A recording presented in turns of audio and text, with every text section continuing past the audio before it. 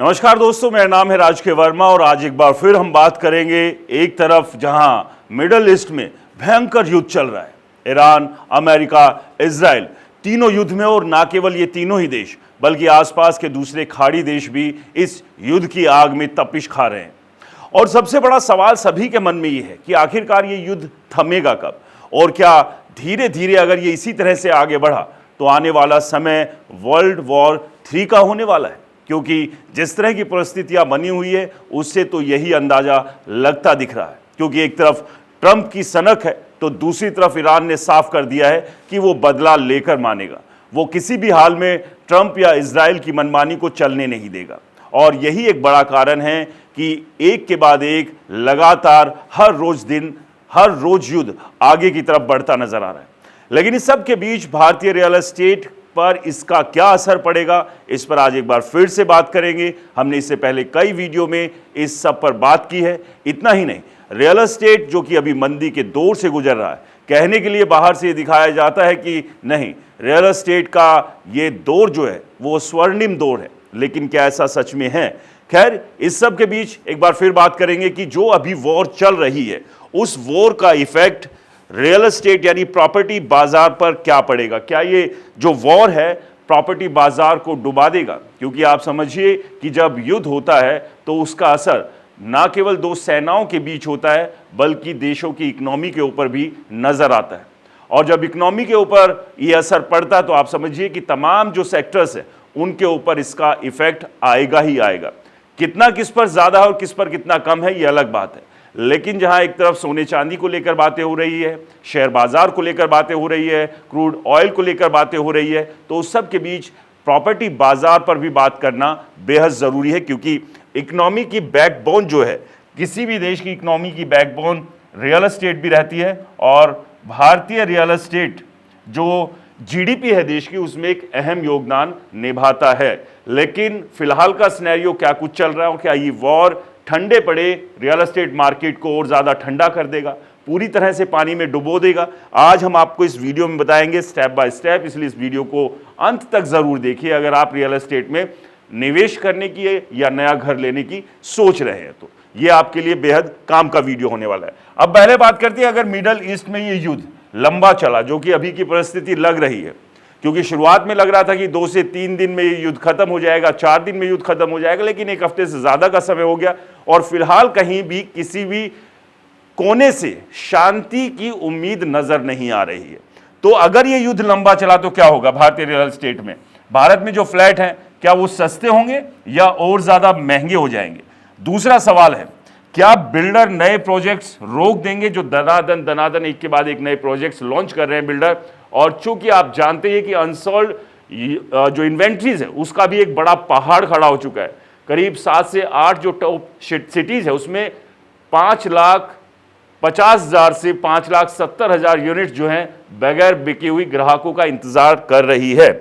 दूसरा, क्या जो निवेशक है वो प्रॉपर्टी छोड़कर गोल्ड की तरफ भागेंगे? क्योंकि जब वॉर होती है, जब टेंशन की सिचुएशन होती है, तो जो इन्वेस्टर्स हैं वो अपना पैसा शेयर मार्केट या दूसरे सेक्टर से निकालकर गोल्ड में डालते हैं। तो क्या जो इन्वेस्टर्स है वो प्रॉपर्टी मार्केट को छोड़ेंगे और गोल्ड की तरफ मूव करेंगे?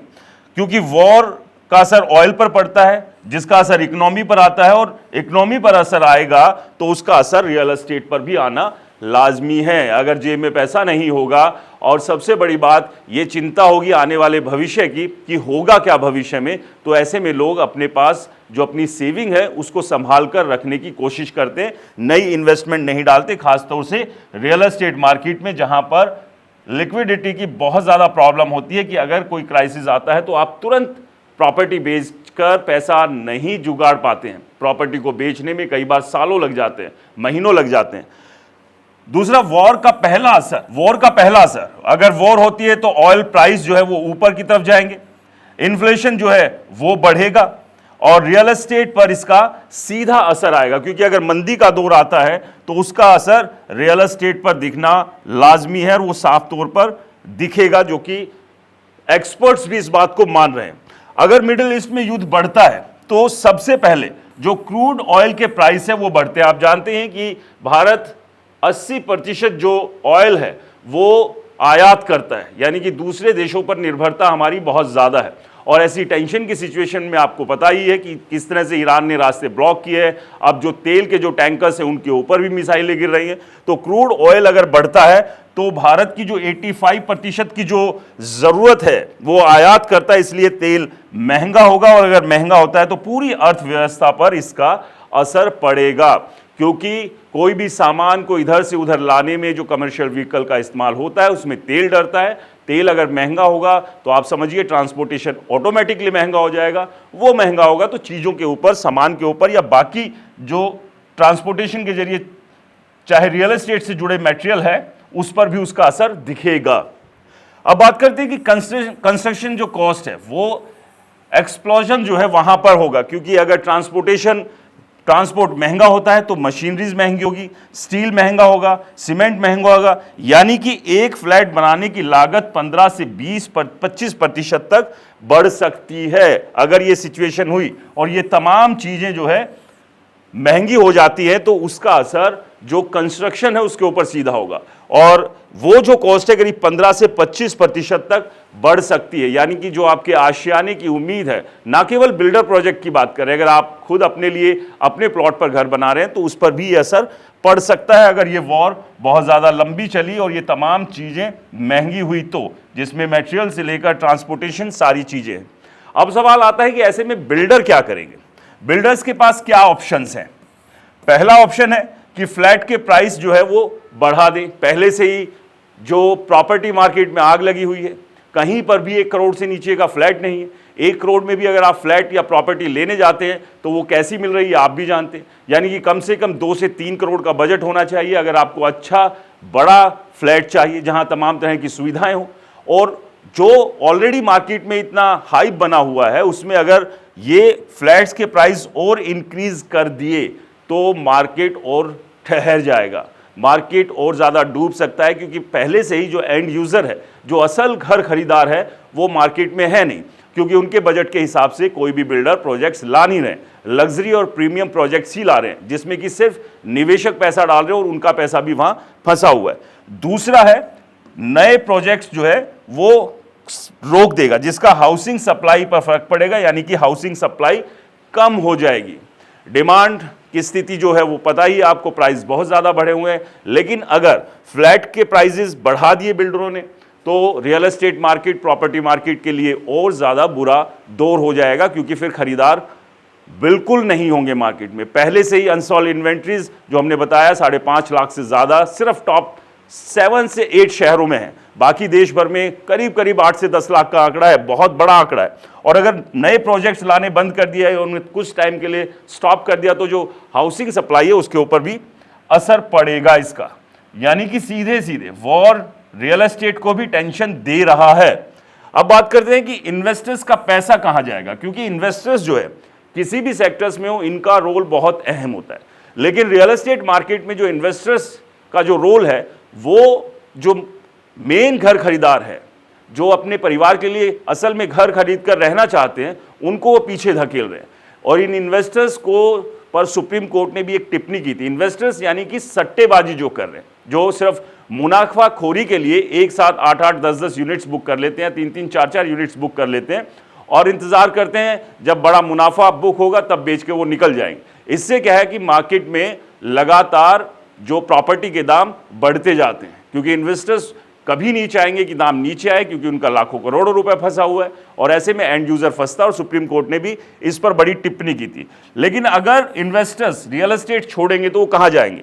वो सोने की तरफ, सिल्वर की तरफ, डॉलर या बॉन्ड्स की तरफ जा सकते हैं, जिसमें मेन है गोल्ड और सिल्वर, क्योंकि इसे इस तरह की सिचुएशन में इन दोनों ही मेटल्स को सेफ हेवन माना जाता है। यानी कि ये वो धातु है जो कभी भी आपको फंसाएगी नहीं। लेकिन अभी हाल के दिनों में नतीजे हमने देखे थे कि अचानक जो बूम आया था और उस बूम के बीच में जिन लोगों ने बड़ा पैसा डाला था सोने चांदी में और एकदम से जो गिरा, बड़ा नुकसान भी हुआ।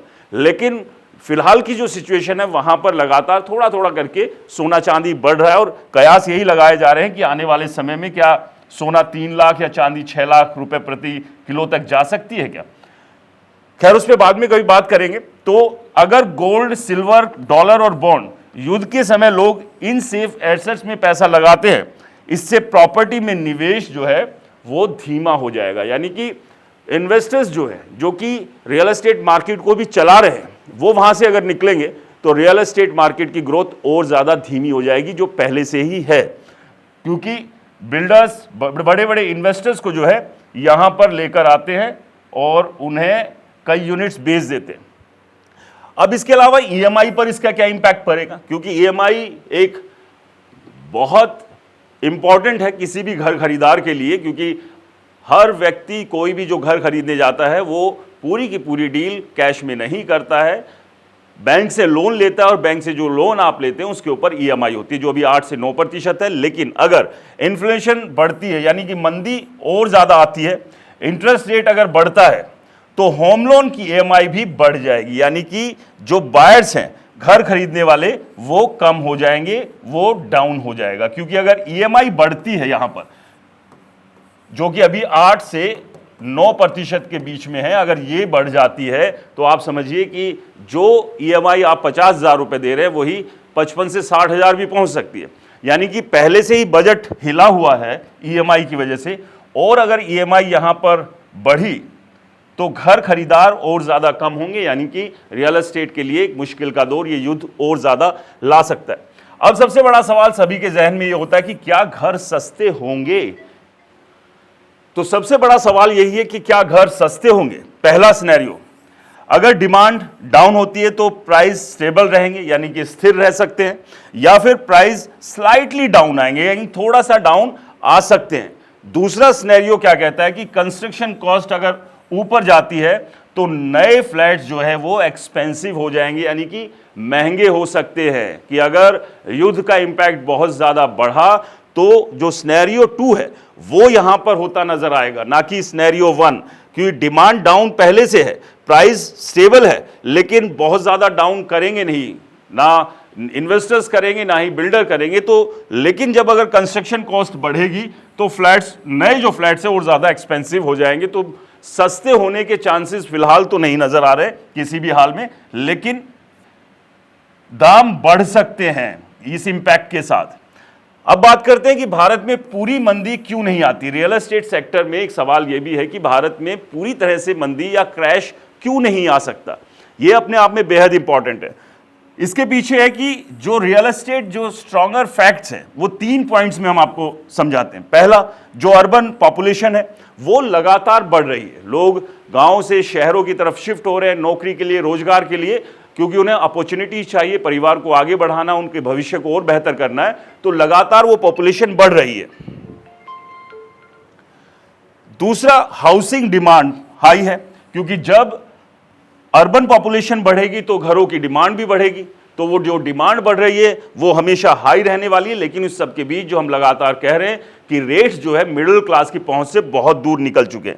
इसके अलावा एनआरआई इन्वेस्टमेंट जो है ये अपने आप में भी इंपॉर्टेंट है, क्योंकि इन्वेस्टर्स का जो हमने बताया वो हर सेक्टर को आगे बढ़ाता है, खींचता है, और रियल एस्टेट सेक्टर में एनआरआई इन्वेस्टमेंट भी काफी है।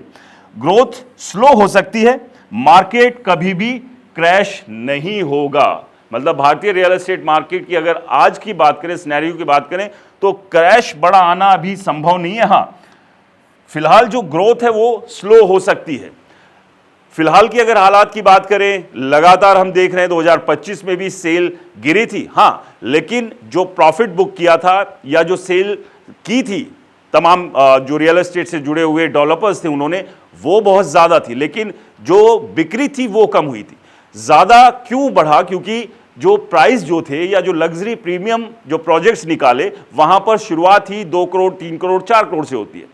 तो आप समझिए कि जब सेल का जो टोटल अमाउंट है वो अपने आप ऑटोमेटिकली बढ़ेगा, लेकिन सेल डाउन है। इसके अलावा अनसोल्ड इन्वेंट्रीज लगातार बढ़ती जा रही है। तो अब बिल्डर्स को भी नई स्ट्रैटेजी के साथ मार्केट को देखना और सोचना होगा कि सिर्फ हाइप बनाने से बात नहीं बनेगी। जो एंड यूजर है, असल घर खरीदार, जो मिडिल क्लास है, जिन्हें असल में जरूरत है, उनके लिए भी उन्हें नए प्रोजेक्ट्स लाने होंगे, अफोर्डेबल प्रोजेक्ट्स लाने होंगे, वरना आने वाला समय संकट वाला जरूर हो सकता है। हाँ, एक्सपर्ट्स मानते हैं कि क्रैश आने के चांसेस नहीं है, और युद्ध अगर इसी तरह से आगे बढ़ा तो फ्लैट भी सस्ते नहीं होंगे, महंगे हो सकते हैं, नए फ्लैट्स महंगे हो सकते हैं, क्योंकि कंस्ट्रक्शन कॉस्ट के ऊपर उसका सीधा असर पड़ेगा। दोस्तों, आपको क्या लगता है, ये वॉर भारतीय रियल एस्टेट मार्केट के लिए कितना बड़ा संकट है, हमें कमेंट्स कर बताएं। और रियल एस्टेट से जुड़ी कोई भी आपकी कहानी, कोई बिल्डर ने आपके साथ फ्रॉड किया है, अपनी कहानी हमें कमेंट्स में लिखिए, उसे हम अगले वीडियो में ज़रूर शामिल करेंगे। और हाँ, ये वीडियो पसंद आया हो तो इसे लाइक करें, शेयर करें और हमारे चैनल को सब्सक्राइब करना बिल्कुल ना भूलें। नमस्कार।